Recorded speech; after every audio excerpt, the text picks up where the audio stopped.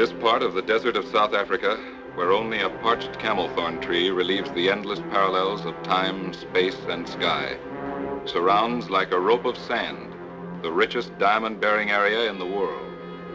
An uneasy land where men, inflamed by monotony and the heat, sometimes forget the rules of civilization.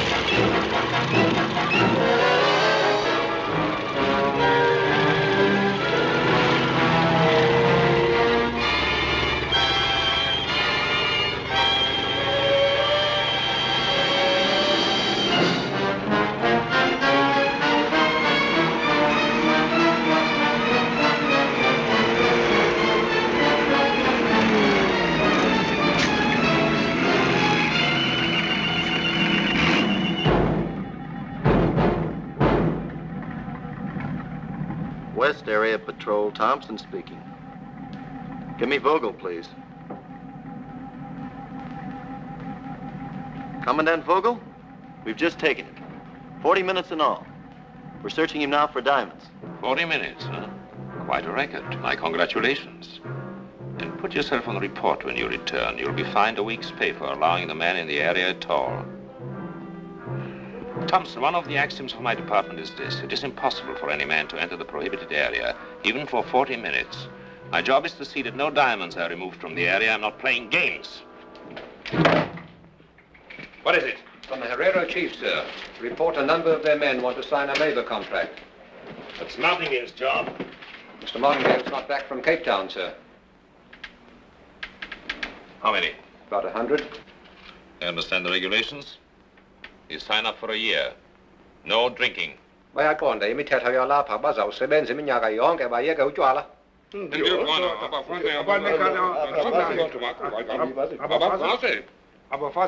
Wives? Once a month. Bashiya nekhaya. Take them to Collins. Yes, sir. Come on.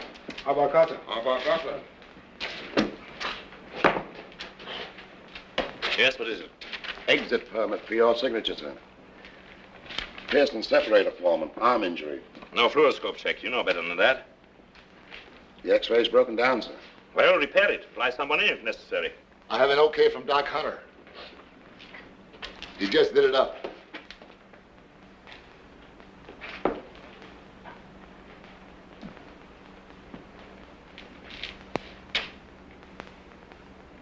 And very neatly, too.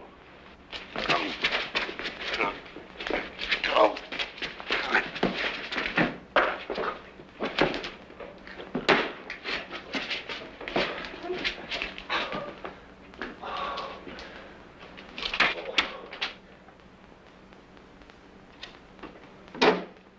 Take him down the hall and explain to him the physical dangers of hiding a diamond in an open wound. Incidentally, Pearson, Dr. Hunter's bandages are never neat. They have a certain alcoholic sloppiness about them. Commandant! What is it?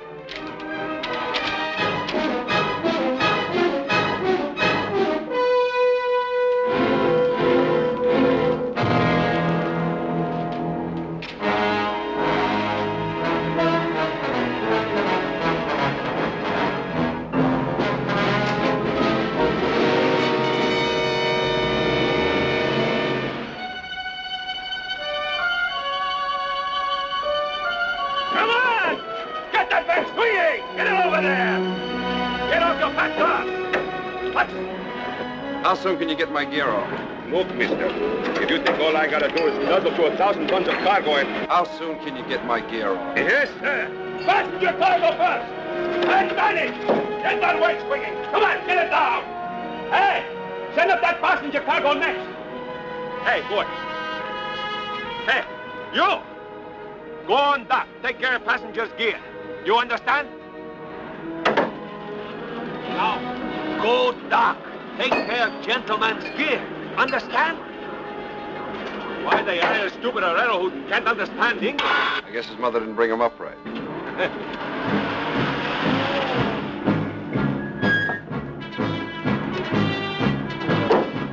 It comes now. Hold that winch. Davis, I warned you not to come back here. I thought you'd be gone, Vogel. Promoted to a little diamond stout all your own. I was waiting for you. And your blue jacket, the one with my bloodstains, is that waiting too? Don't lose your temper in this heat, Commandant. It's bad for the blood pressure. What do you want here? That's my business.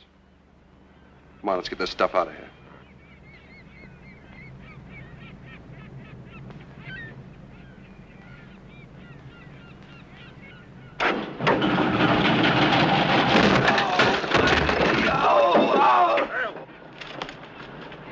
His leg.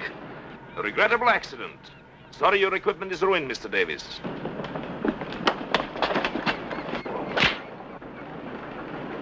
Don't lose your temper in this heat, Davis. It's bad for the blood pressure. Vogel, I came back here telling myself I'd forgotten what this place did to me. But all I wanted was my license back. I came back here telling myself that what happened before was a regrettable accident. I'm back, Vogel. Now I know what I want. Thanks to you, the hunter and the guide is gone. I'm back to get something I've already paid for. The price has doubled. So long, pig. My blue jacket, Davis, I saved it. And all I want is an excuse to use it.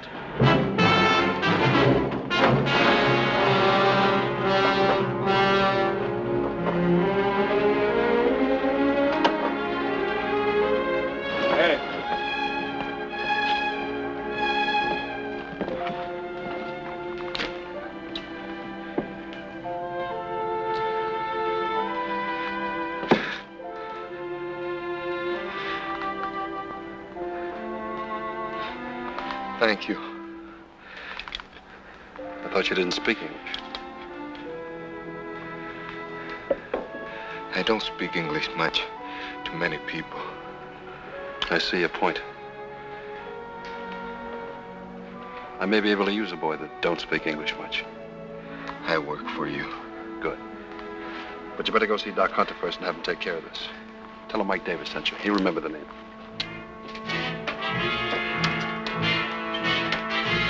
Call Mr. Martingale in Cape Town. Try the Purser's Club first. Yes, sir. And insist that I talk to him. Diamondstadt to Cape Town. Perseus Club.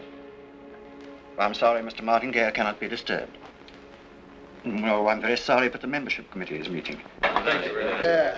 The next and last application is that of Mr. Paul Vogel of Diamondstadt. Sponsor? Gentlemen, there's no need to reiterate all the splendid services that Mr. Vogel has rendered the club in the past. Here, here. Yet 3 times previously, his membership application was rejected by a single black ball. Most regrettable. And therefore, I've asked Mr. Martingale to make a personal plea. Thank you.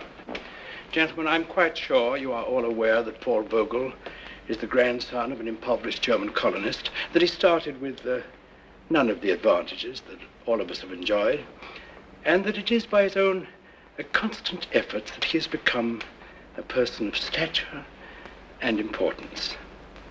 In regard to our personal relationship, I can honestly say that every day he has worked under me has been a distinct pleasure.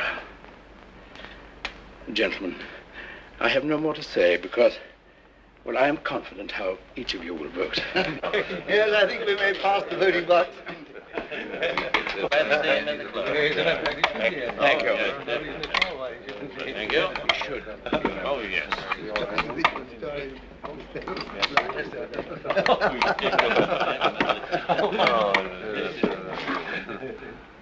Membership application rejected. No further business, gentlemen. Meeting adjourned.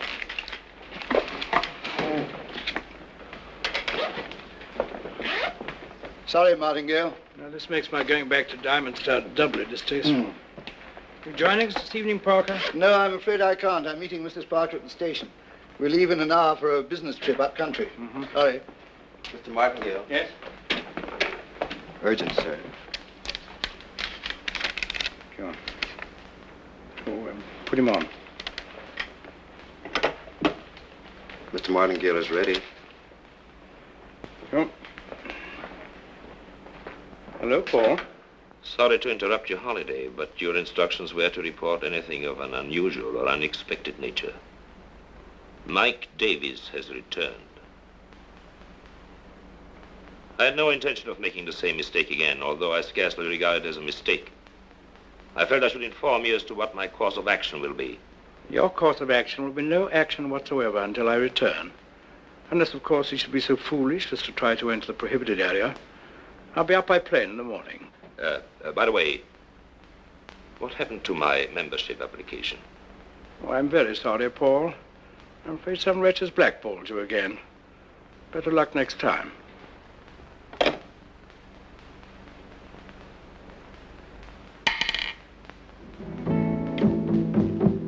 I come a zimba zimba zio, I come a zimba zimba zee. I come a zimba zimba zio, I come a zimba zimba zee. I come a zimba zimba zio, I come a zimba zimba zee. I come a zimba zimba zio, I come a zimba zimba zee.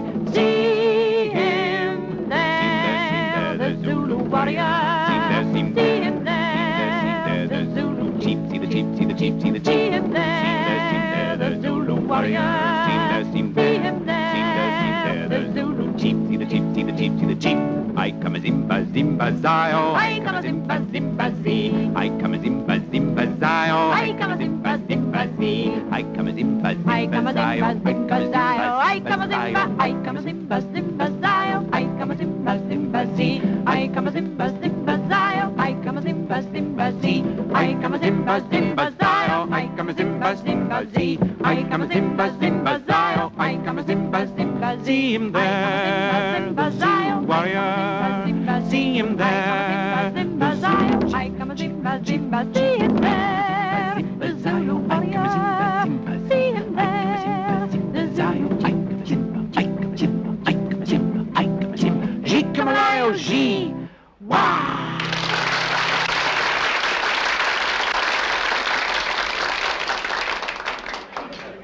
Mr. Martingale, Mr. Parker's secretary called from his office. He's supposed to meet Miss Suzanne Renaud, daughter of a rather important French stockholder here. But he's been detained and asked if you could entertain her until he arrives. Until he arrives? Earlier today, he told me he was going up country. Tell me, Jacques, is there any other unescorted girl but this one? No, sir. Jacques, I'm indebted to you. Or I may never forgive you.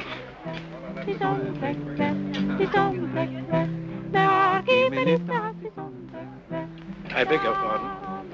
I don't know what you want, monsieur. But I do know that if you are not gone in 5 seconds, I'll call the head waiter. He will tell you that my name is Martingale, and that Mr. Parker has appointed me his eager alternate. Oh, Mr. Martingale, I'm so sorry. My fault entirely. Now, would you like to join our party? Oh, if you don't mind, I'd prefer a taxi. Perhaps some other place. No, just my hotel. My car's outside. Oh, thank you, but I'm staying across town at the Royal. Oh, that happens to be my hotel, too. And I'm tired of all this nonsense anyway. In that case. Take you along with pleasure. Thank you. Yes. Come on, what about it? Oh, it's not so late. I have a little headache. Well, champagne's good for that. Oh, you will excuse me. Thank you very much. Oh. Good night. Good night.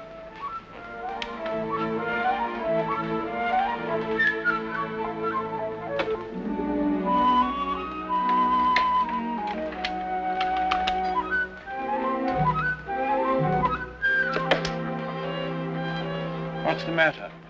Oh, I thought I had my key, but I don't seem to be able to find it. I'll go to the desk. Oh, don't worry. I can call from your room. I'll do it for you. Thank you. I'm giving you so much trouble. Prerogative of a beautiful woman.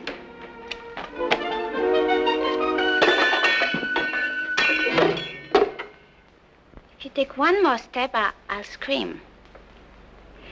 In any case, I'll scream, Mr. Martingale, unless you pay me £100. I suppose this is what I deserve for forgetting my age. But I am unmarried. Why should I pay? The directors of your company, perhaps. I can always clear myself if it reaches court.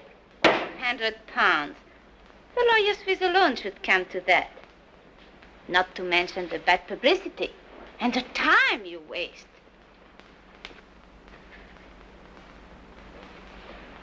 Then, don't forget, there's always a jury. Oh, of course, if you're a man of principle... I take it you're quite experienced. The German is brutal. The Frenchman cries l'amour. The American is hoping for the cavalry to come. And what do Englishmen do? They pay. You know, I really should dislike you for this. But that doesn't concern me. You must have been such a sweet girl once. Tell me, what happened? The war? Frenchman? German? An American. And that time, I kept hoping for the cavalry to come. Yes, I think you'll do very well. The stupid ones always try to get to the door. My dear young lady, I happen to know that Mr. Parker left town early this afternoon and couldn't possibly have sent that message. I also knew that I was walking into a trap. A very clever one. What are you going to do? Call the police? The police? Heavens, no. £100, you said. How would you like 500? I know my stock in trade. I'm not worth it. The market's rising. An old friend has just arrived in Diamond Stud, so I have a job for you. A job? That's so. What kind of a job? You ask him a question to get him to answer. What kind of question? Michael, darling, now tell me where the diamonds are, in your own sweet way, of course. How do I know you'll pay? Have you ever seen a more honest face? Very well, then. Shall we say half the money down? Oh, that's much better. I'll take the job. Good. Now, do you want to kiss me? No, I think not. You better keep your kisses for emergencies.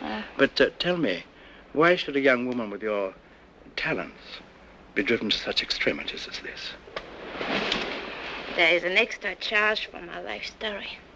Well, my dear, we have a plane to catch early tomorrow, so I think I'd better pack my bag. But you can fix yourself a drink if you like, Miss... Renaud. Suzanne to you, Mr. Martingale. Fred. Suzanne to you, Fred.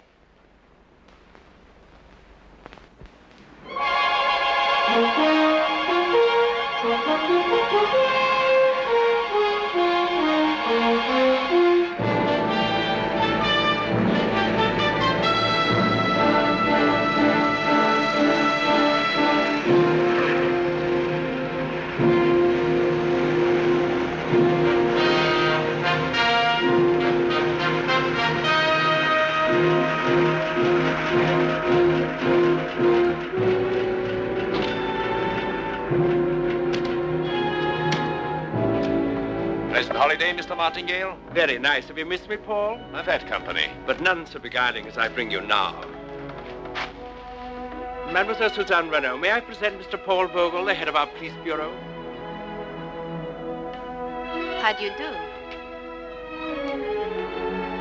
Mademoiselle Renaud is the niece of one of our largest French stockholders.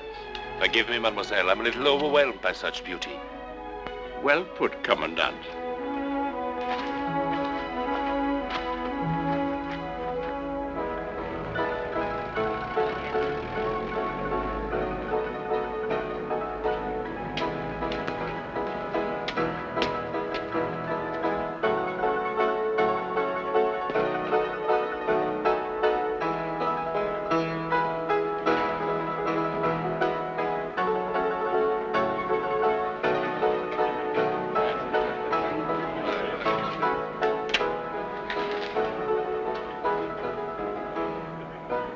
Consider this place for a minute, if you will. It often reminds me of the interior of a whale's belly. You sure get around. It's only an intellectual association, of course. But it's just from the whale's sordid interior that we scavenge the base for the most exciting perfumes. And that, in turn, we confuse with desirability, with virtue, with great passion. Say, why are you here? I mean, you, I, any of us. Why do we stay here in Diamondstead, huh? Simply because we are infatuated. Yes. Infatuated. Plucking at the skirts of this woman, this desert, this heartless courtesan. But we stay here, eternally hopeful for some small glittering favor. Amazing place, this place here in a desert where the gems lie just a few inches below the surface, free for the taking, were it not for certain unfortunate restrictions. Here, go away. You'll spoil the rhythm. Dr. Hunter's famous prescription for pickling the heart. 1 injection every 15 minutes.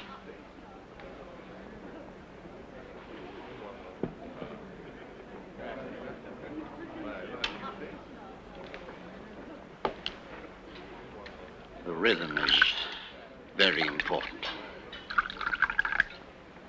Doc? Michael. Whiskey and soda. You did a good job on my boy, Doc. Did a good job on you, Michael. Scar's almost gone. Why not? Had almost 2 years to heal. Why did you come back? I had business with Martingale. And? Now I'm in business for myself. I'm making a survey. Which of Vogel's boys drinks the most, owes the most, and... Henry, what's happened to our friend Thompson? He deserted you for Oscar. I couldn't say, Doctor. He's drinking too much, Henry. Far too much. Saw him sitting in Oscar's this afternoon. He was already 3 parts elephant. He's probably still there. The desert must be getting him. I'm sorry to hear that. Thanks, Doc.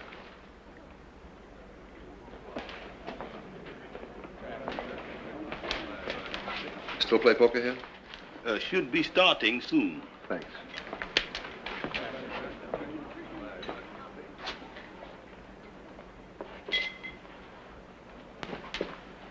Take the diamond itself, for instance.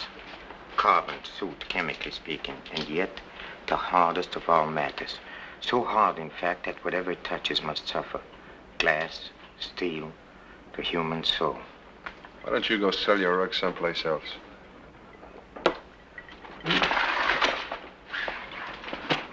Heard a curious story the other day, Mr. Davis. It's about a young man, a hunter who used to make his living around here as a guide until he got into trouble. What kind of trouble? Oh, it seems he took an impetuous gentleman somewhat beyond the main hunting party. This gentleman, he was obsessed by one idea. He wanted to shoot a lion.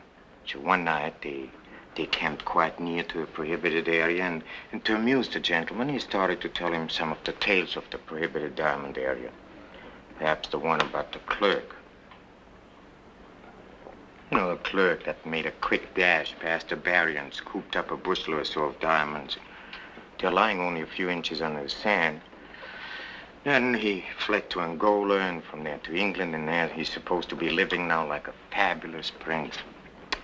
At any rate, in the morning when the guide woke up, his gentleman was gone. Past the barrier into a prohibited area. Is this interesting? It's interesting. Yes. Well, eventually he found him delirious, fantastic as it sounds, wallowing in a virtual bed of diamonds. He got him back, but the two fell into the hands of the Diamond Police, and the impetuous gentleman who so badly wanted to shoot a line died, babbling incoherently. Poor gentleman. What happened to the guard? Huh? Oh.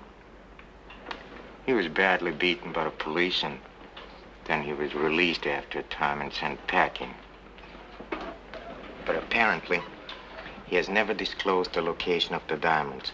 The curious part about the story, as it was told to me, is that this young man, this guide, he's supposed to be right here in Diamondstead this very moment. His purpose, of course, you can easily guess. Have you ever done any hunting, Mr. Davis? Once or twice. I was only thinking if you ever meet this young man, this guide, you might deliver a message for me. Saying what? Oh, saying that I'm here, free as the wind, fountain of extraordinary knowledge, splendidly corrupt and eager to be of profitable service. Where would he find you? That wouldn't be difficult. Never heard of him.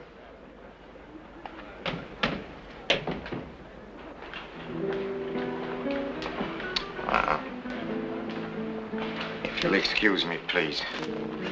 You see, Day and I, we slightly disagree about a man's privilege to occasionally sell or buy a few little diamonds. Until we meet again.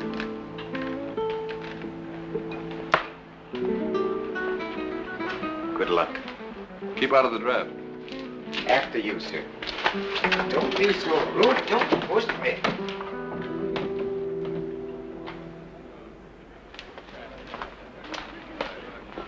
Bring me another whiskey and soda, waiter. Yes, sir. There's your quality.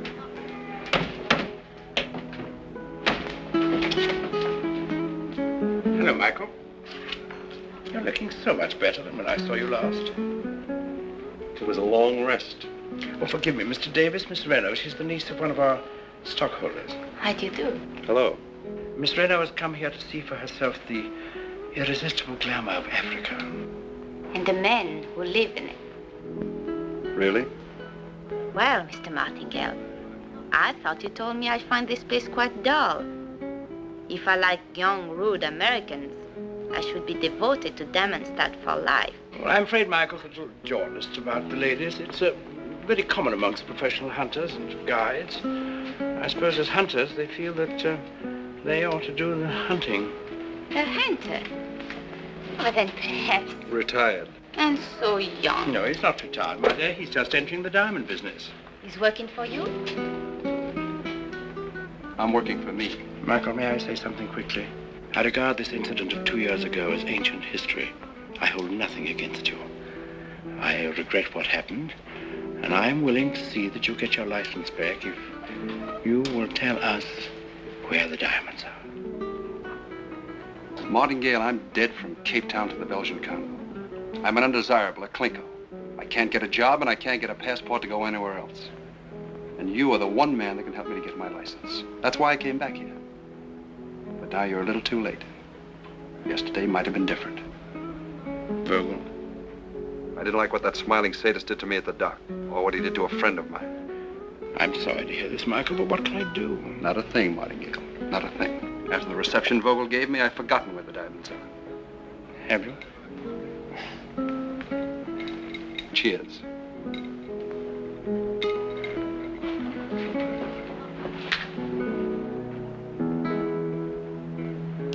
You'll have to do better, my dear. Come along.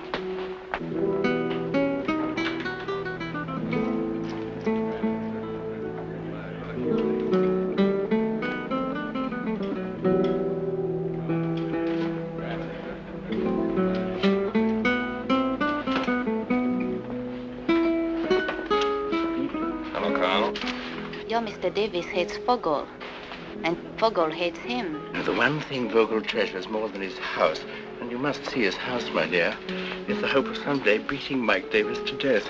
You know, I find the Commandant most charming, and I intend to spend a good part of the evening with him. So, Why don't you invite him to our table? Davis is your business. Diamonds are your business, but men are mine. Tell me, have you ever gone fishing? Hmm?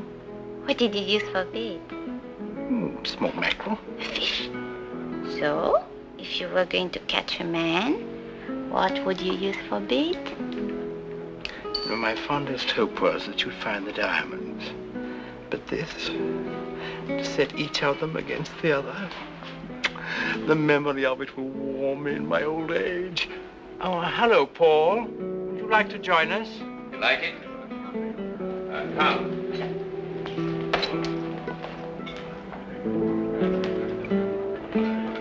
Monsieur Renaud, I hope you're enjoying Diamond Stud. Even more than I expected. Do sit down, Paul. Why, thank you. Would you like to have some champagne with me? Oh, that would be very nice. Perfectly cool as the desert night.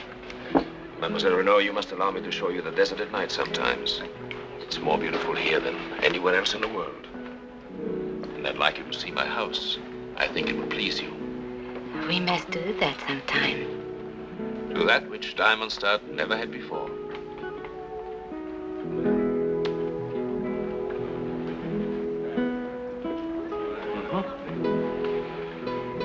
And now, if you'll excuse me.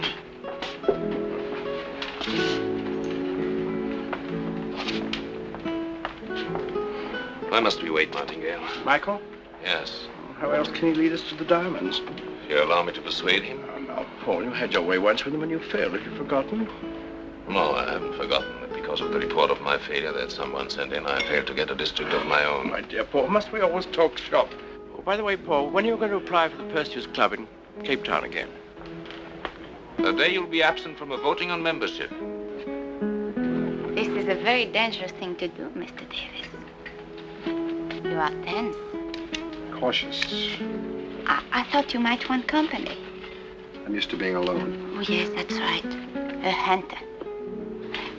You're a stockholder's niece. One cannot be too particular when one is in need of employment. Well, sometimes the profession makes demands that I don't care to fulfill. Don't you think that depends on the employer? Yes. Look, I'm not for hire. You are tense, Mr. Davis. A man who is tense makes mistakes. You're too worried, Miss Reno. You need a friend. Just where do you fit into that? I could be a friend. I like courage. What do you like, Mr. Davis? Honesty. Game open? Yes. He's insulted her.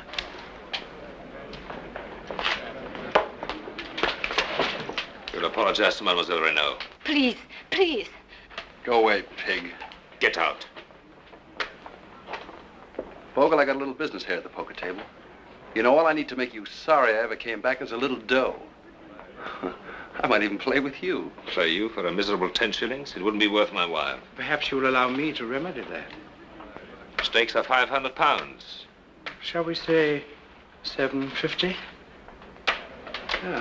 Shall we say 750? Cards.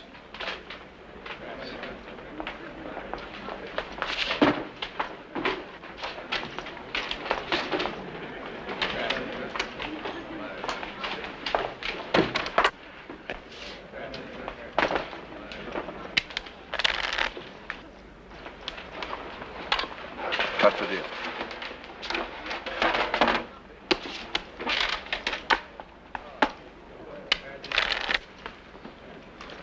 I open. 50.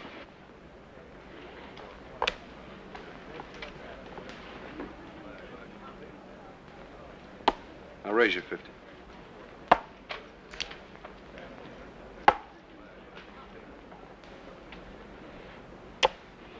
Cards? 3.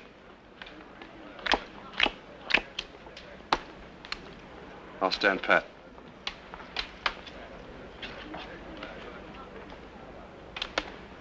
Check.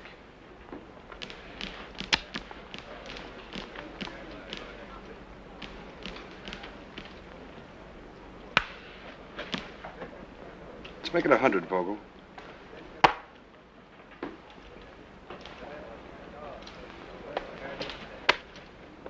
Got to show your openers, didn't you?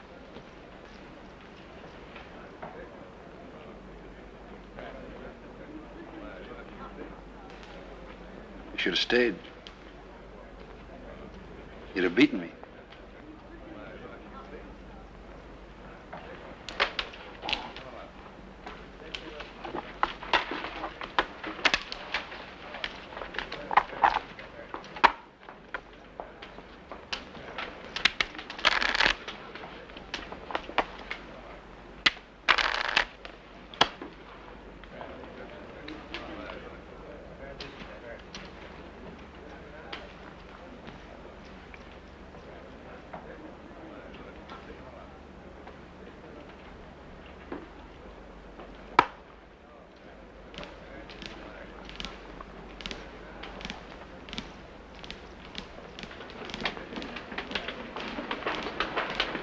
You wouldn't be bluffing, Mr. Davies.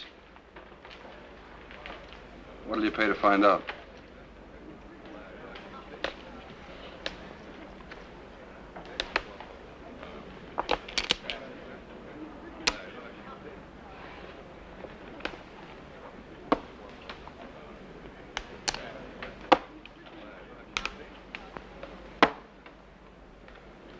Straight. How high? 9. Too bad. Jack. 500 more. And a new deck of cards. How many, Mr. Davies?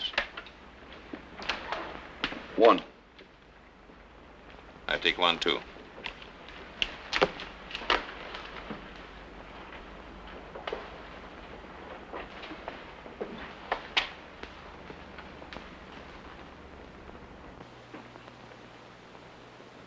Check.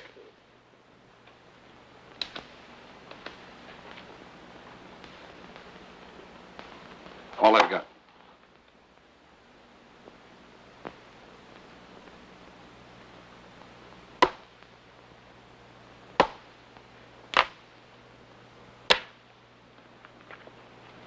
Beat my flush. With pleasure. Full house. Aces.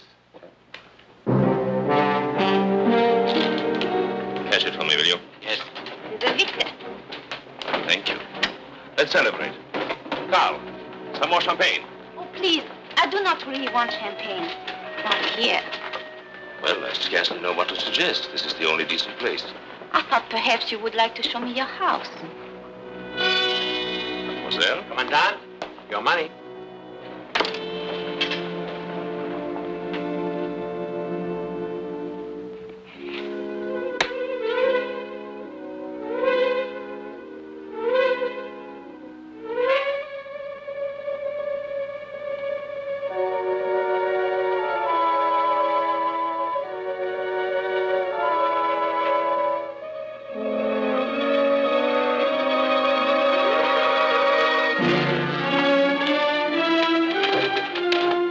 Don't take it too hard.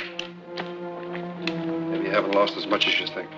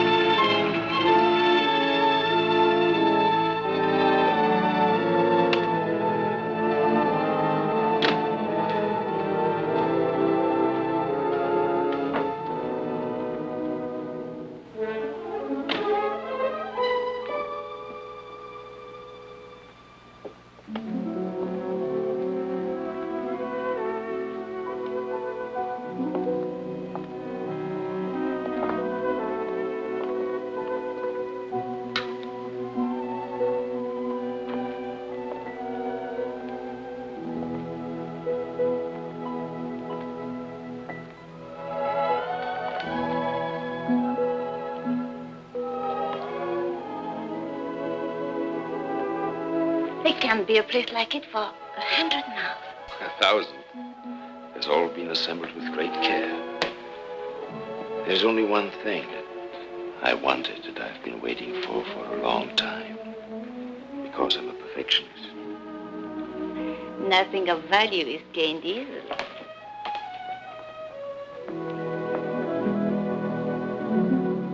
How beautiful. Isn't it? It needs a woman of your taste to appreciate its magnificent beauty. Here, look. Sèvres, 1782. 1782. There are only 2 others like it in the whole world. Note the perfection of the enameling. How lovely. I had to wait for it for 7 years. My representative in Paris was a fool. He let himself be outbid by a Frenchman. But you were stubborn. Yes, I waited. Finally, in 39, I learned through a contact I had in the French Sûreté that the sister of the owner was seized in Germany. It would take all his money and more to get the old lady out. So, I made my bid. And you had to accept. It was a bargain.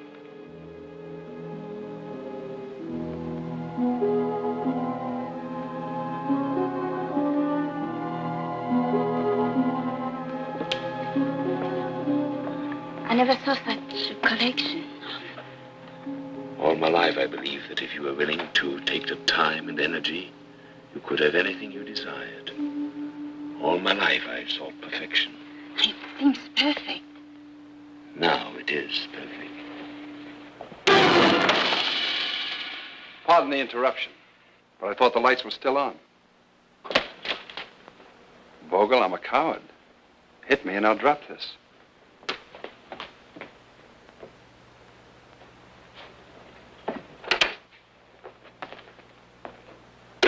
You're wasting your time.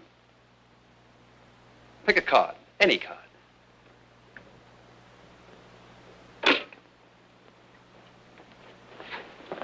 Mademoiselle Renaud, would you mind waiting in the other room? No, let her stay. She wants to see the irresistible glamour of Africa, and particularly the men who live in it. What do you want? Vogel, a gentleman, never marks aces with his fingernail. How dare you suggest anything of the sort? I don't suppose I could prove this to a jury, but I think Martingale would listen. And he'd be disappointed in you. Besides, it happens to be his money. Money won't do you any good. I know just the spot where it would. So come on, Vogel, quick, 2,000 pounds. 2,000 pounds.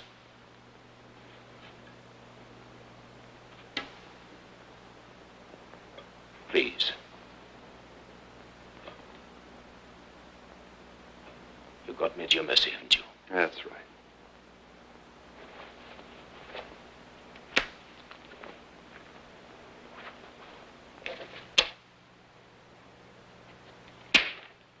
The keys to your car. I sent my chauffeur home.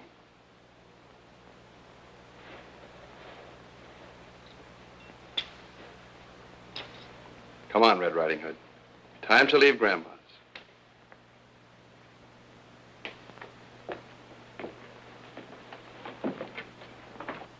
My boss!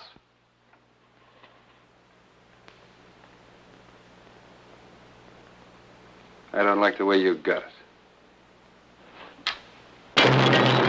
So long, pig.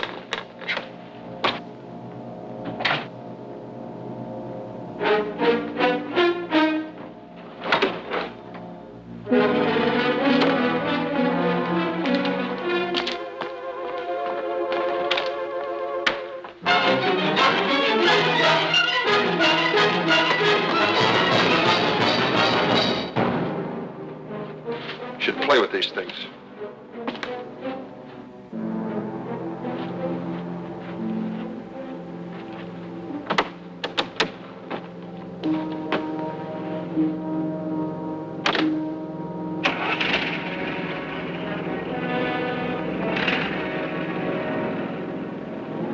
Move over. I'm cold.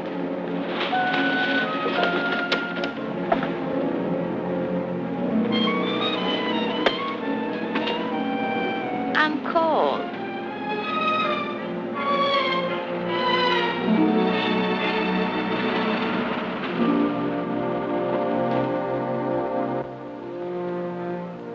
Listen, Miss Renaud.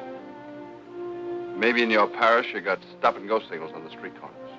Maybe used to playing with traffic cops. But Vogel's no traffic cop. There are no stop-and-go signals here. They haven't even put the roads in yet. Maybe that's why I thought you were the cavalry. And not a minute late. What? I mean, thank you for the rescue. I didn't come after you. You just happened to be there. That's all? That's all. I, too, like honesty, Mr. Davis.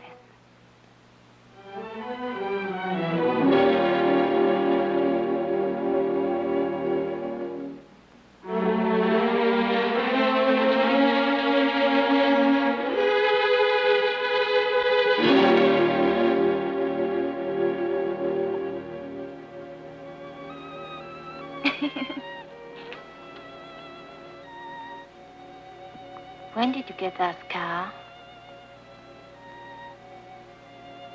You wouldn't be interested. What do I have to do to prove that I want to be your friend? I'm being honest with you.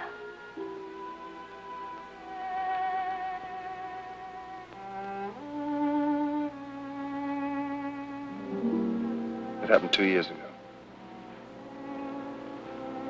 When I asked myself how long ago that was, it adds up to a century. I was a desert hunter and guide. I liked being what I was. Problem was a thing you solved, not something you lived with while it slowly chokes you to death. I'd taken this fool Ingram 2 days east of the main party, lion hunting in the scrub country. We had no luck, and somehow the failure seemed more my fault, because I never really liked the man.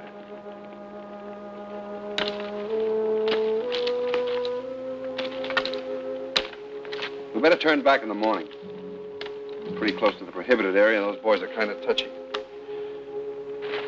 It wouldn't be bad to do this and come up with a handful of diamonds. Or a bullet in your back. From what you tell me, a man could slip into the area, and with any luck... Either lie down or pinch yourself, because you're already asleep.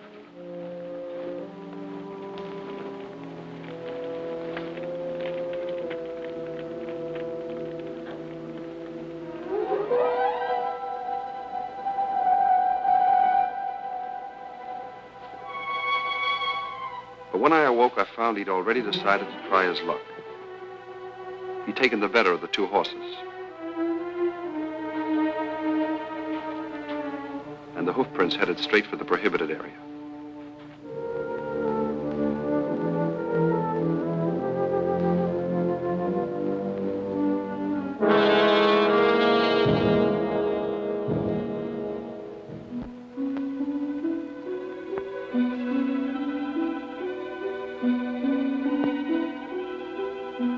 He was traveling fast for a man who didn't know the desert country. Too fast for his horse.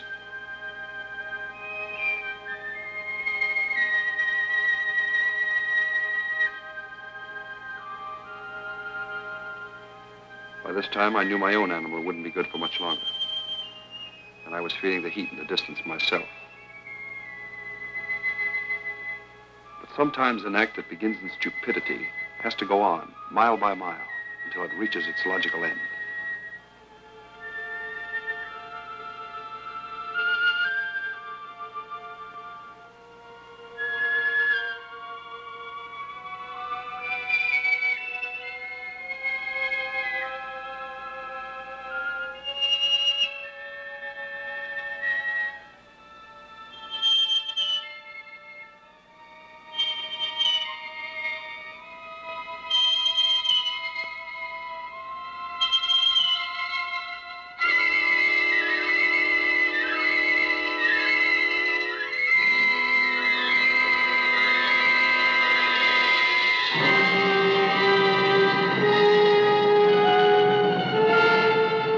Reached the diamond country, the black mountains of which Ingram spoke constantly.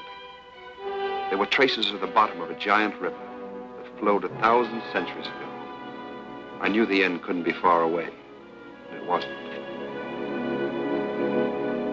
There he lay, hugging the earth as if it would save him.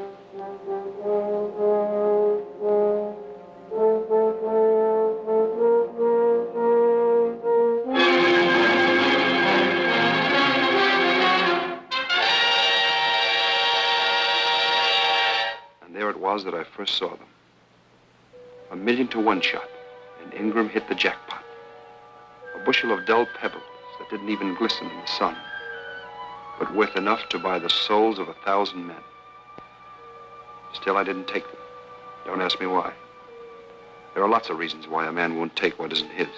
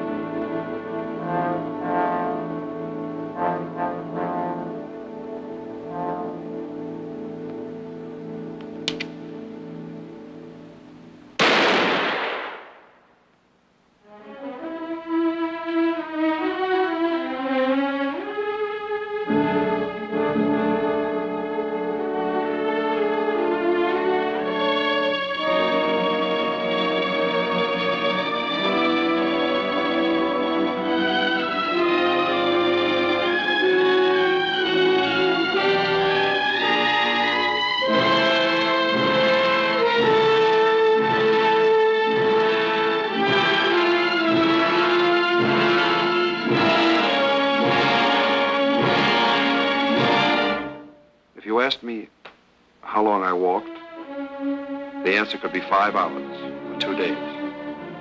Time was a circle that had no end. And though the sun smashed into my brain the message that I'd never be able to make it back, still I had to keep going.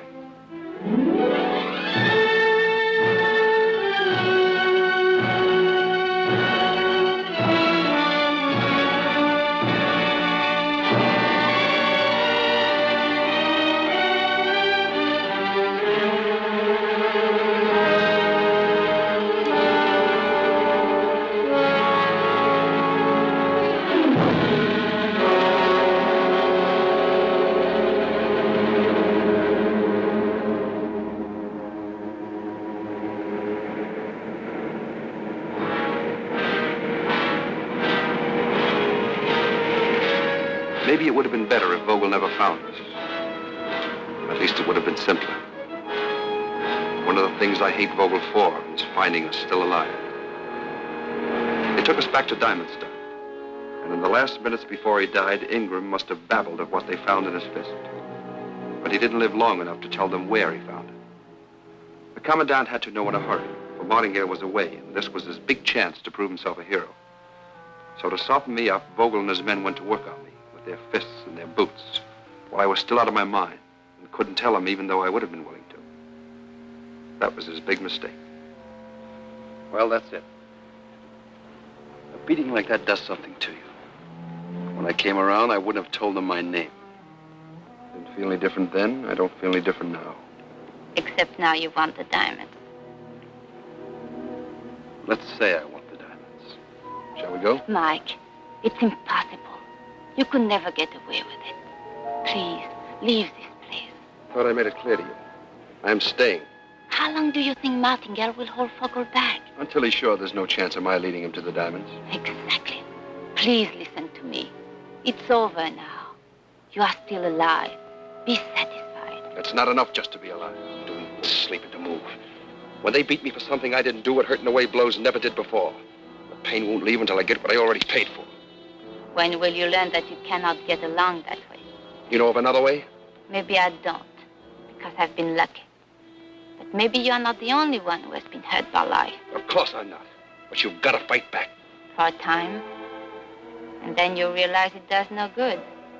So you shrug your shoulders and say, if that's the way of the world, I shall live that way. I'd rather be dead. You will be. Because those people are dead inside anyway. Sick or rotten or dead. Please do what Mr. Martingale asked you to do. You just don't understand, do you? Come on, let's go. I got things to do.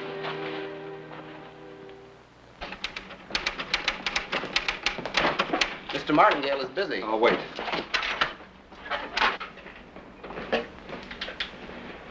Hello, Michael.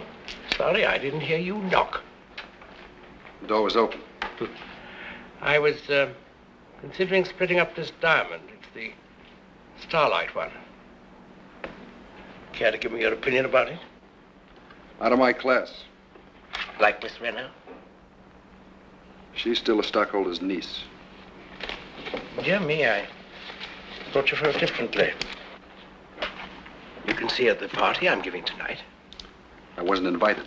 Well, you're invited. Sorry, other business. Michael, you were lucky yesterday and you didn't know it. You were lucky yesterday. You didn't know it. Thanks.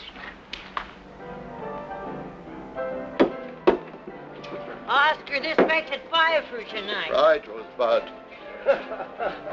Good evening, Thompson. Good evening. Give me a double.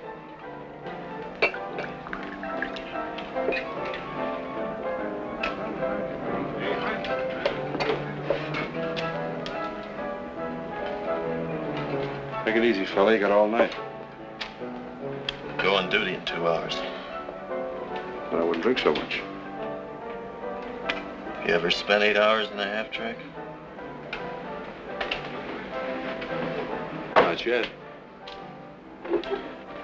And you've never had your eyes fall out, or your throat close up, or your guts turn inside out from gas fumes, sand, and heat. It's your squirrel cage. Why'd you pick it? I ran a tank during the war. I went to bed with a 75 millimeter for 3 years, but now I sleep alone. Know of a job that pays better? Oscar. Yes? What do I owe you? 3 drinks. That's the smallest you've got?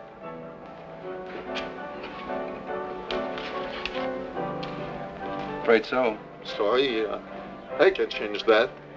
I've got something smaller. Thanks. Let's go someplace where I can break this and pay you back.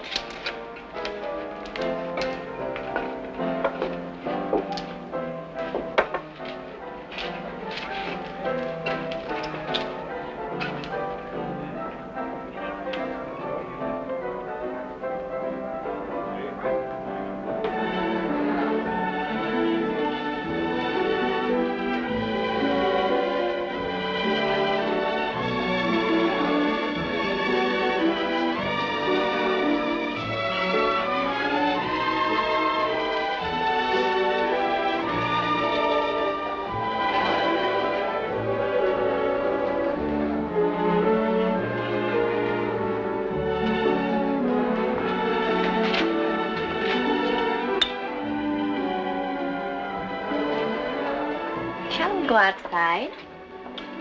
Why, of course.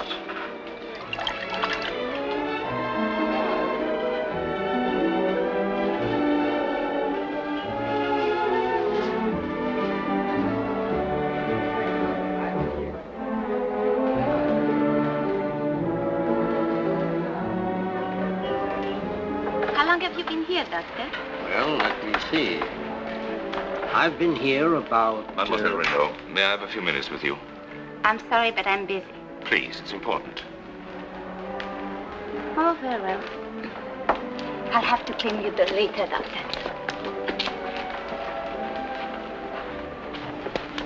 Well? I asked you out here to explain about last night. It seemed quite clear to me. Mademoiselle Renaud. I'm afraid I have a bit of a headache for this sort of thing. There was no such thing intended. Sorry, I misunderstood. Now, shall we go inside? Please. Suzanne, why do you think I wanted you to see my home last night? Why do you think I asked you to come out here now? From the moment you stepped off the plane, I knew I had met the one woman that I wanted to be my wife. Suzanne. I'm afraid the answer is no. Why? Because of my manners? They have been perfect. Well, isn't my house as fine as those you're used to? Far better. What is it then? Well, it's just that I'm not attracted to you. What's wrong with me? Let me go. Answer me.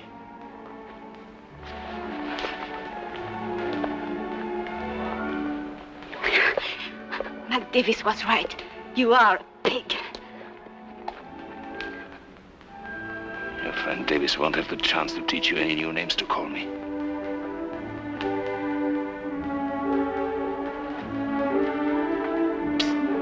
Commandant Vogel.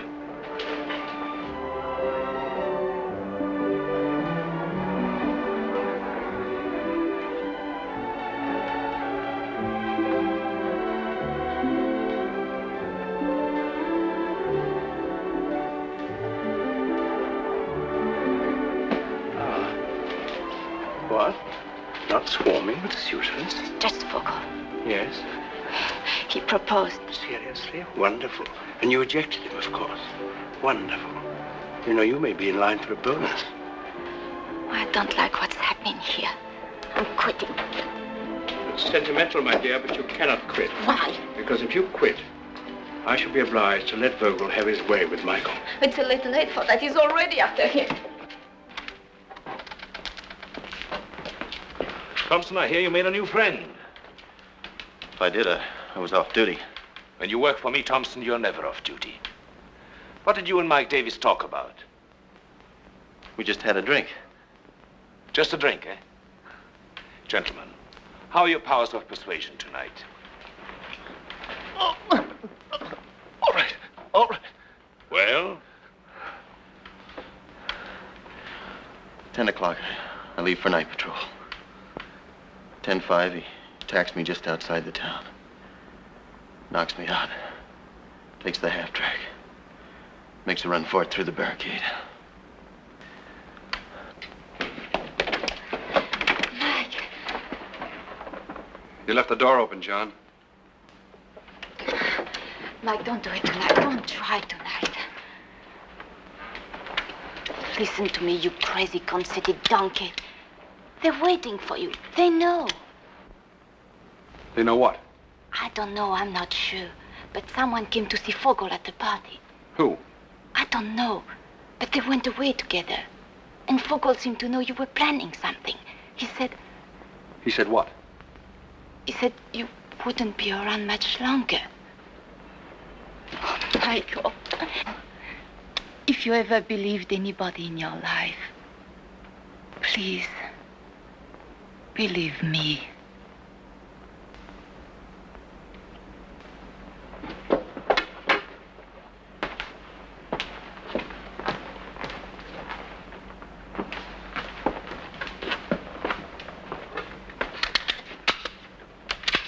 What's going to happen when someone unties the knot that holds you together? Maybe you'll be around to pick up the pieces.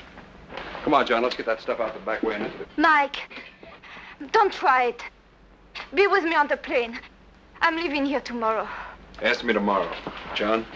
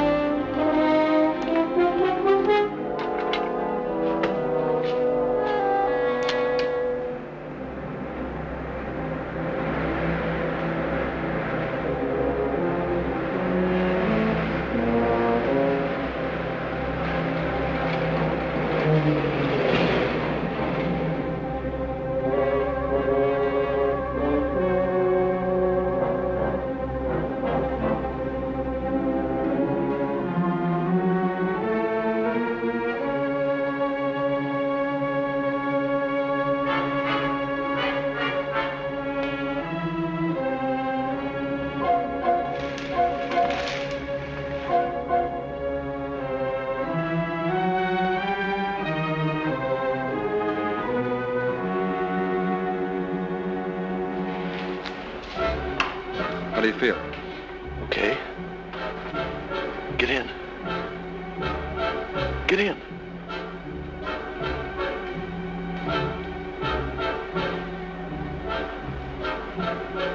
Not tonight. We'll make it another night. It's got to be tonight. If we wait, I may not be able to set it up again. I don't like the shape of the moon. Keep the money I gave you as a retainer. I'll look you up when I'm ready.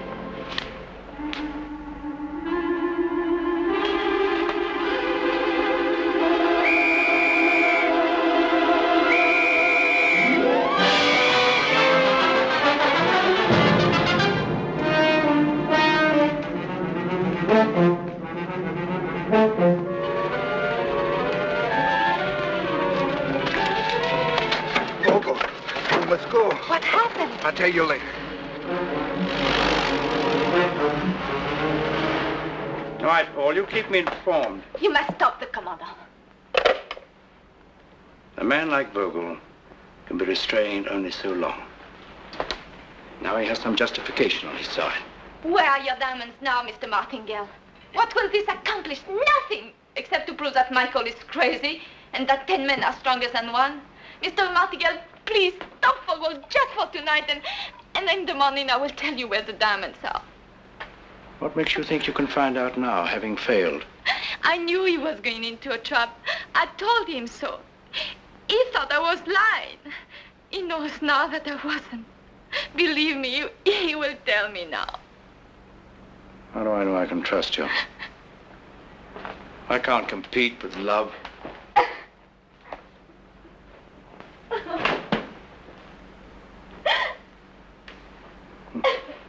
Why will I never learn that the most dangerous thing about completely unmoral women is their tremendous, unused, and unpredictable reserve of honest feeling? Stop it! Now, Mr. Davis, will you tell us where the diamonds are? No? Well, we have time, Mr. Davis. We have time. Are you comfortable? Oh, madame.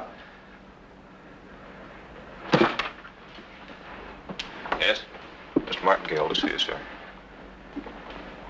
I'm sorry I have to leave you, Davis. Keep an eye on my blue jacket. I'll be back. Try this one on Mr. Davis.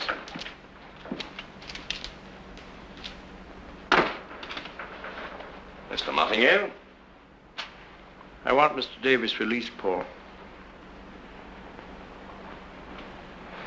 I caught Davis attempting to enter the prohibited area with sufficient equipment. So you told me on the telephone. I want him released.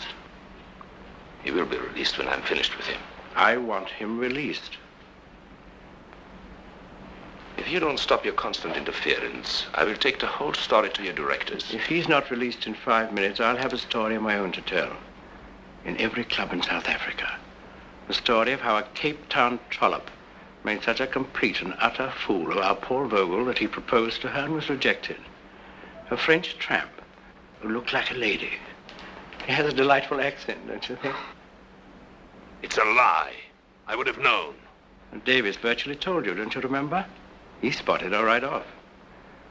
As a man with a really good eye for antiques, I'm rather surprised you were so fooled. I'll stop this.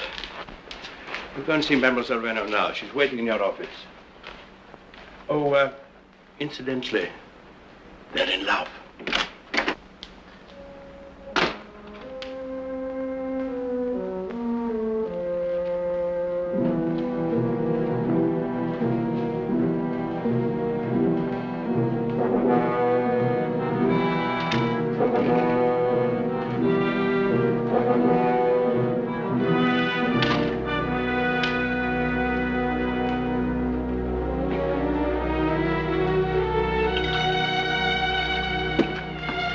Mademoiselle Renaud.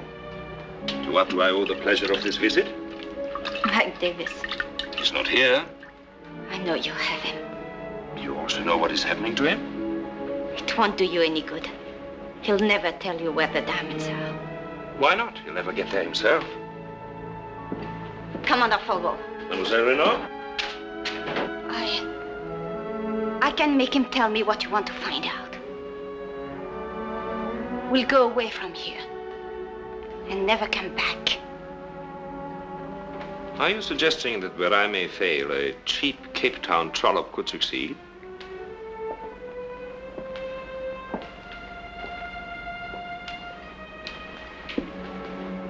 I beg you to let him go. You shall have him. When I'm through with him, you shall have him in the morning. Let me have him now. Why should I? Because if you don't, I will tell everyone about your proposal. It might be embarrassing. Are you bargaining with me, a pig? Yes. I am bargaining with you. Pig to pig.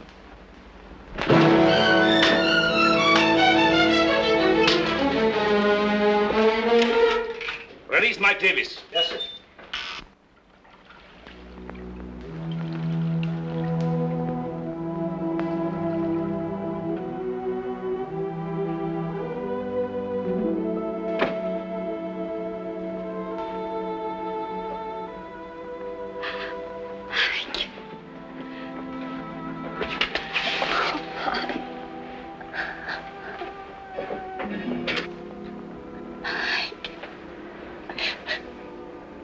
Here to pick up the pieces. What they've done to you. Mike, tell them what they want to know and let's leave here. Why did they let me go? I love you, Michael. Why did they let me go? Because they knew it was no use. They knew you would never tell them. How did they know I'd never tell them? Never quit? Then why? Oh, darling, I'm bleeding hard. No. You wouldn't quit. I'd wake up dead every day. Still, I'd crawl out of the grave to get what I came after. Let me do it. I can get through with a pass from Martingale. I'll pretend to take John as a guide. He knows the desert. Don't be a fool. If they ever caught you, Oh, if they kill you, my life stops.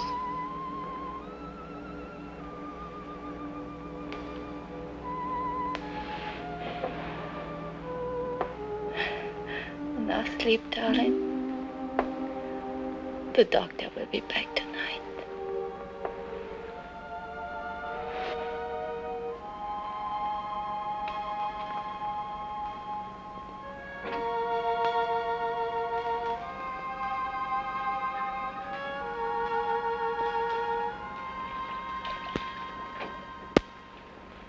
You're in pretty good shape.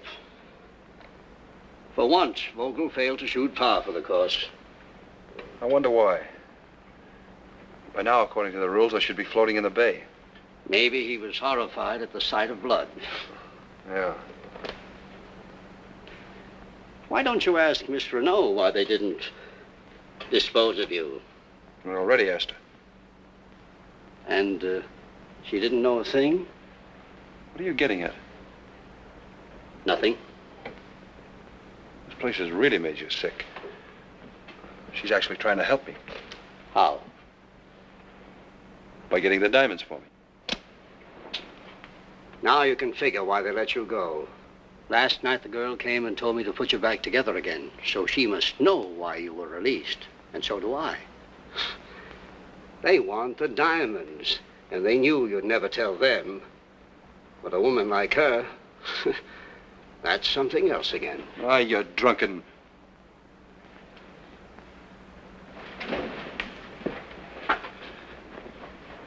Doc. Yes? How am I? How are you? Or how are you if anyone asks me? How am I if Vogel asks? Concussion of the brain. You won't be up for some time. Thanks.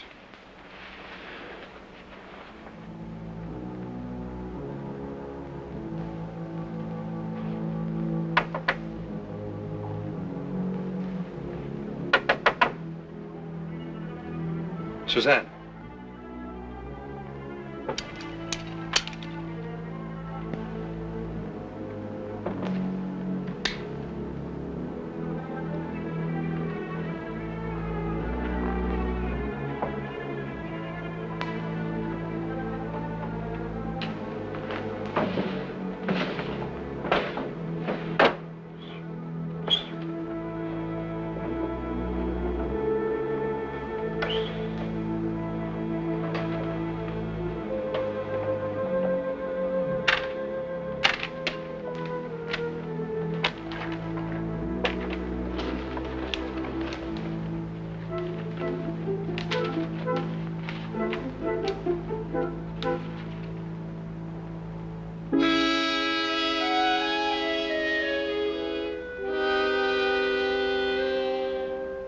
Keep heading north about 3 miles.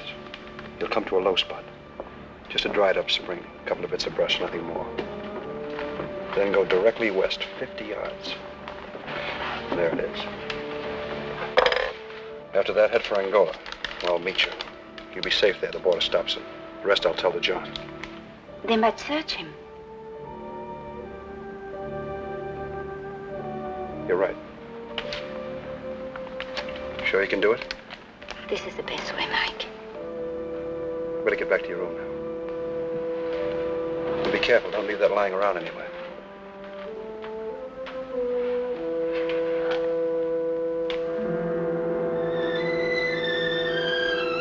Goodbye. John, I'll see you in an hour.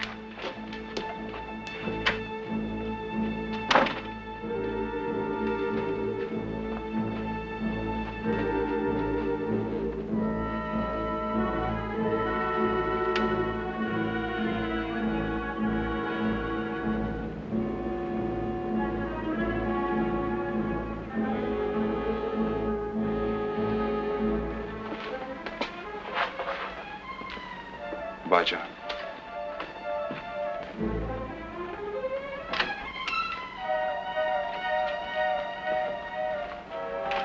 Good luck.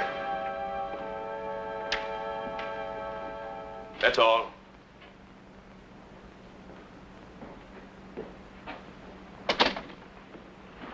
Forgive me for not rising.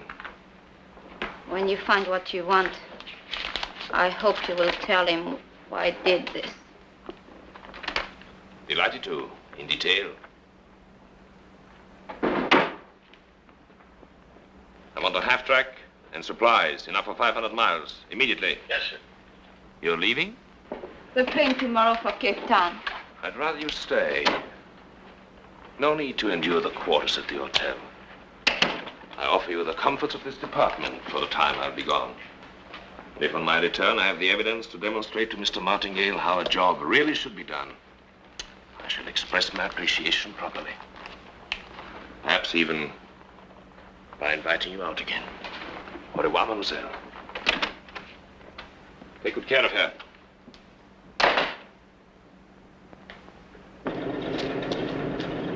Ready? Yes, sir.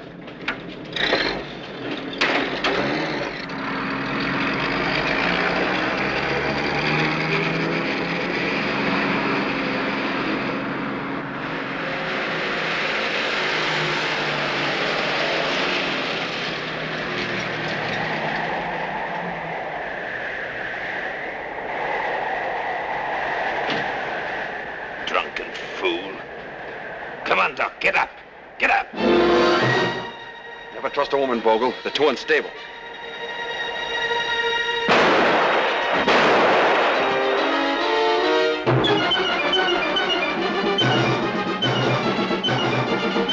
Good shot, Vogel. Drag his body back to the half-track. You won't get far. Even if you crash through the gates, they'll be after you. Drag!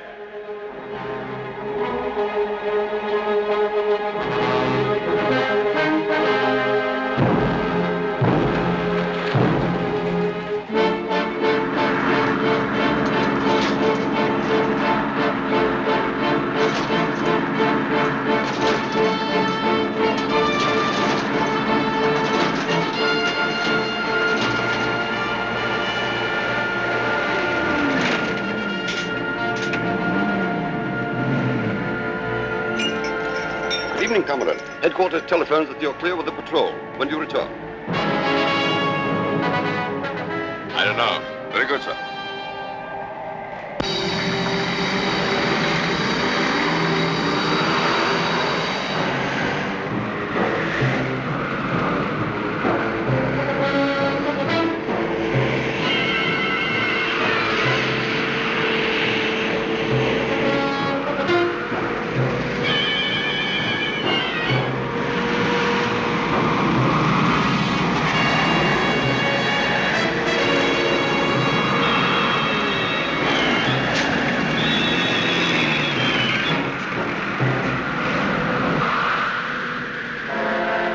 We're 20 miles from nowhere. I want you to have a little talk with your headquarters, so I won't be bothered with this thing tonight. Think up a speech quick and then turn it on and say it. sure say the right things. This is Vogel speaking. I'm an important reconnaissance. Clear all patrols from the northwest area. I won't be in further contact. Now get out. No. Get out. No.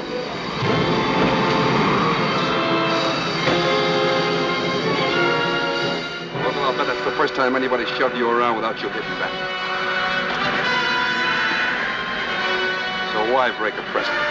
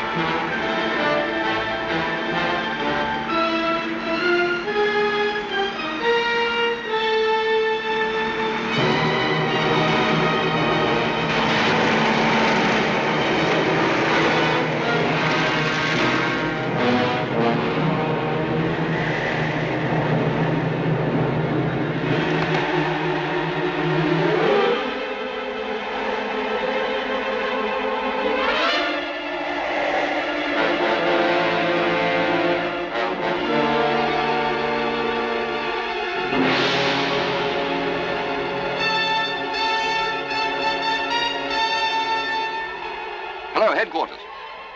10.5 track, northeast area 26 immediately. Yes, that's right.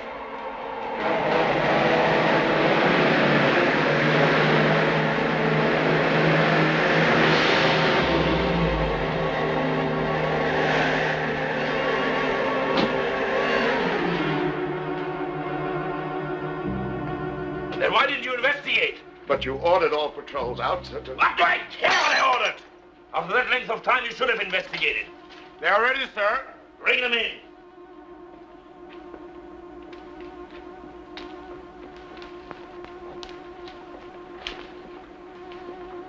Are you pleased, both of you?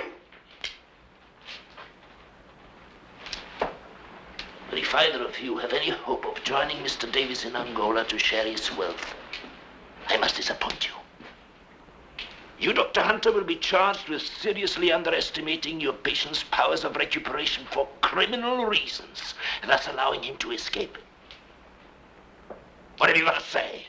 Under the circumstances, a man of normal strength, you, for example, Commandant, would have been in bed for at least a week. I based my prognosis on that. But apparently, as sometimes happens, the patient was a man of considerable more than normal strength. You! Commandant! And you will be charged with criminal treason, sending me into a trap with a counterfeit map. You won't bother to deny it, will you, mademoiselle? No, I will not deny it. I was helping him, but apparently not in the way I thought. Oh!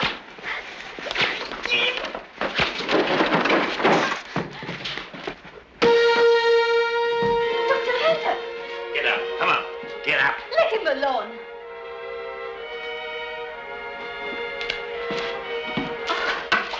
He's dead. He's dead. Yes, and you killed him. Oh, it's not true.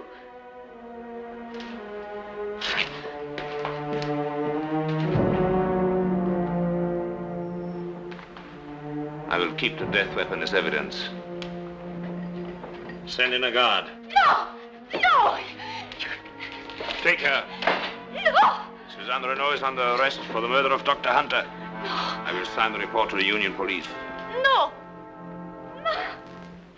In Angola, it's now 2:40 in the morning. Law say must close. No more drinks. I want a drink. But the law says. I want a drink. But the law says.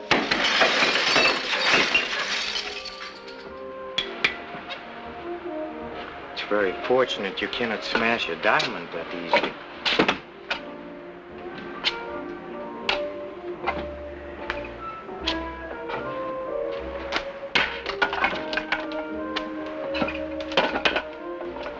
May I join you? No. Thank you, sir. Oh, how quickly our little triumphs tarnish. How quickly a conquest turns heavier and unlovely in our arms. Nobody ever did me any favors. Do you remember this little story I once told you about this guide? Well, there's another chapter to it now.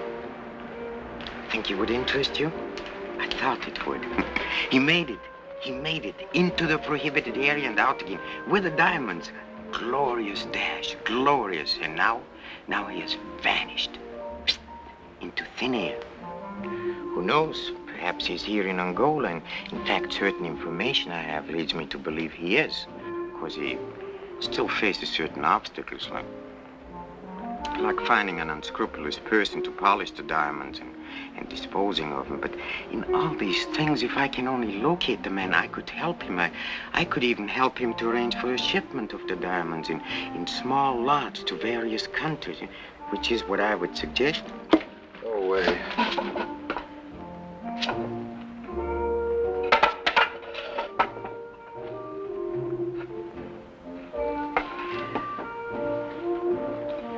Yes, as I foresaw, he left great disaster in his trail. I think I've said it before, there's nothing but suffering from contact with this hardest of all matter. Glass, steel, human soul.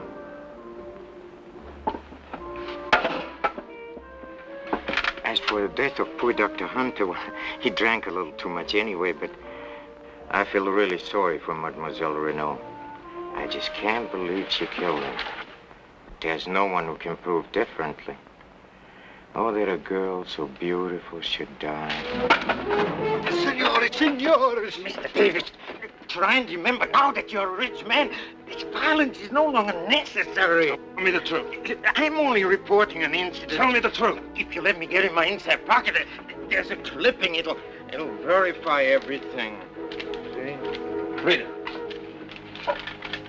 Mademoiselle Ernestine Vigneault, known also Suzanne Reynaud, who is being held for the murder of Dr. Francis Kittredge Hunter, a diamond stud. Where did you ever learn how to read? This is what it says. It says a French tramp tried to cross up Mike Davis. Then got herself... Nobody ever did me any favors. Nobody.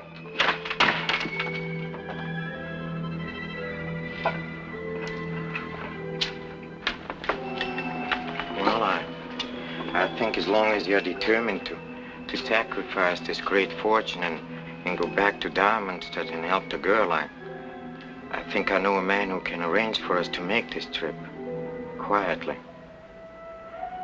Of course, I'll need some money.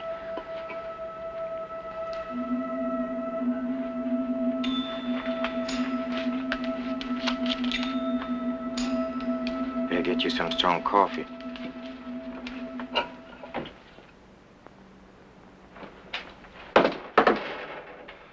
You got by on charm. I didn't know you did homework. I thought I felt a draft. Close that, will you, please?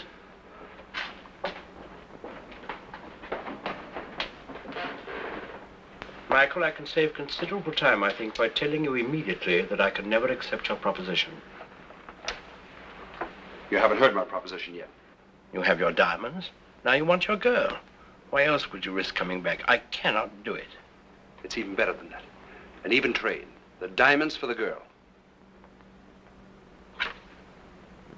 You're really in love with her, aren't you?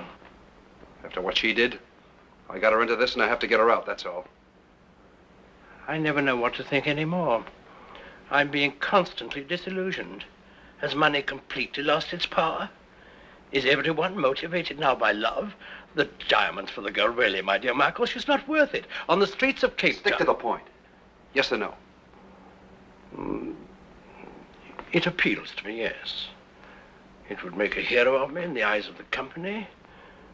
It would distress Vogel. No, Michael. I'm afraid I cannot buck the law. Our directors have very definite ideas on that matter. Look, let me buck the law. You stay charming. Wherever you have the diamonds, you wouldn't have them here, of course. I would be trusting you to produce them. One thing at a time. I wouldn't know where to begin. Put a piece of paper in that typewriter. And get Vogel here. That would be very amusing. Come in, Paul. Well, what is it? Forgive me, Paul, for getting you out at this late hour. But it's time we resolve this curious situation in which we find ourselves. Couldn't this have waited till the morning? No, I'm afraid not. Now, we're both responsible for the loss of the diamonds, aren't we? So, even despising each other as we do, we're obliged to protect each other to protect ourselves. That's all. I've protected myself this time. Could you sign this, please? What is it? I'll read it for you. Mademoiselle Suzanne Reynaud, known by whatever aliases, etc., etc. Mademoiselle Suzanne Reynaud is innocent of the murder of Dr. Francis Kittredge Hunter. She will be released immediately. Signed, Paul Vogel, Commandant.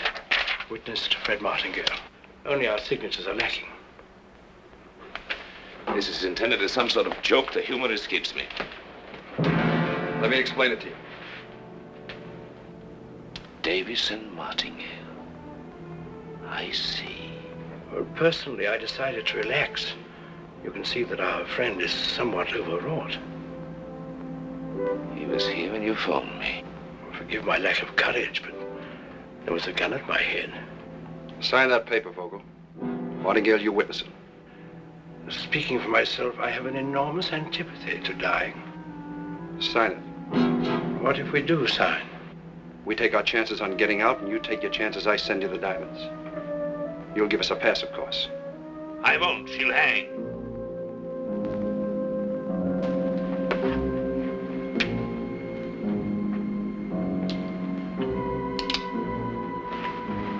Sign it.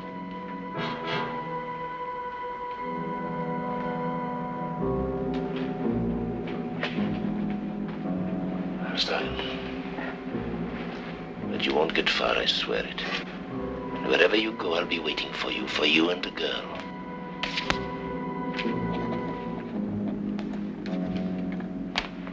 You'll be waiting for us where? It says there above your signature that Mademoiselle Renaud did not kill Dr. Hunter. Then who did, Vogel? Who did? Who else but you was in the room when he was killed? You just signed a confession of murder. I could prove before any court that I signed this with a gun at my throat. But if you died now? Martingale is a witness. I wonder if he'd care to testify for you.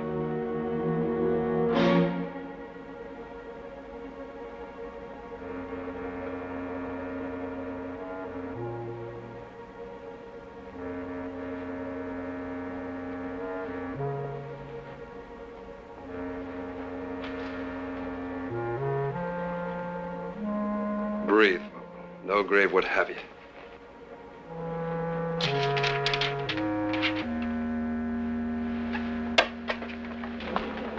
Cigar, Paul? Mike!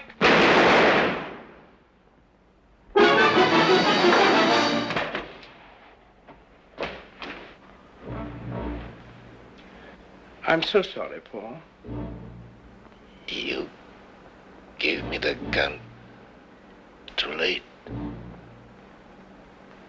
You double-tongued swine.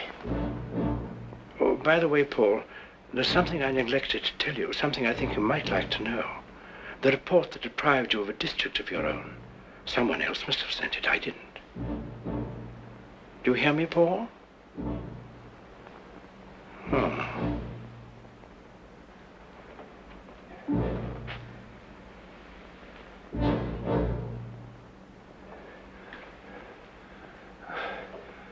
You thought I'd be killed. I had faith that his first shot would be a little while. Call your police. Go ahead. Well, now, let me see. Gentlemen of the jury, I cornered the late Commandant Vogel into admitting the murder of Dr. Hunter.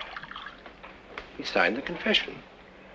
Then he requested the courtesy of a gun and a few moments alone with it. For a gentleman, I could do no less. I gave him the gun. Then, unexpectedly, he attempted to seize the confession and escape. Fortunately, I had provided myself with another gun. I'd always suspected he wasn't a gentleman, actually. Why? I don't know, really. Except that perhaps I'm a little more sentimental than I thought. Oh, very well, then. Vogel and I had been forced to trust each other. That was no good. Suppose he killed me. I took that gamble. With my life.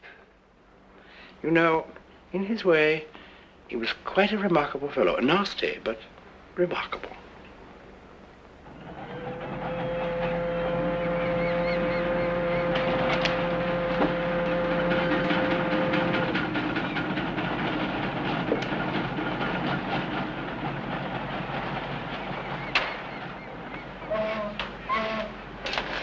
Mr. Martingale told me the original plan was to run away together.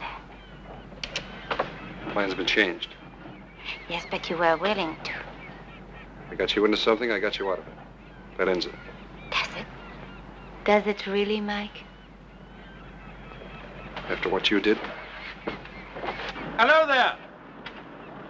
I forgot you're going away, President.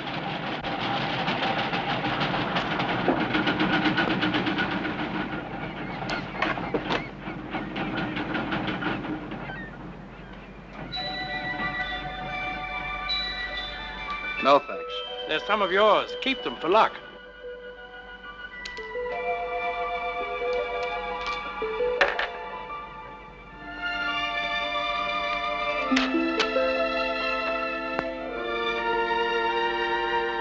John.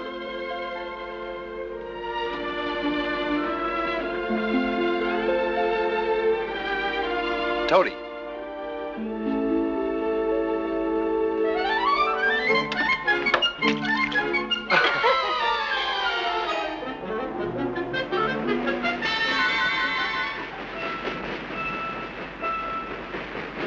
Mike, don't you love me? If you ever tried to get away from me, I'd follow you till I wore the earth's smooth. Is that what you want to hear? Yes, darling, that's what I want to hear.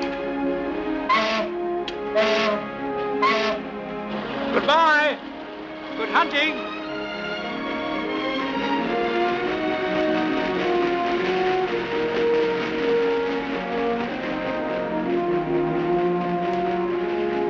Amazing thing, a diamond. Carbon soup, chemically speaking. Yet hardest of all matter. So hard, in fact, that whatever it touches must suffer. Glass, steel, the human soul, except, of course, under unusual circumstances and in the right hands. Yes, amazing thing.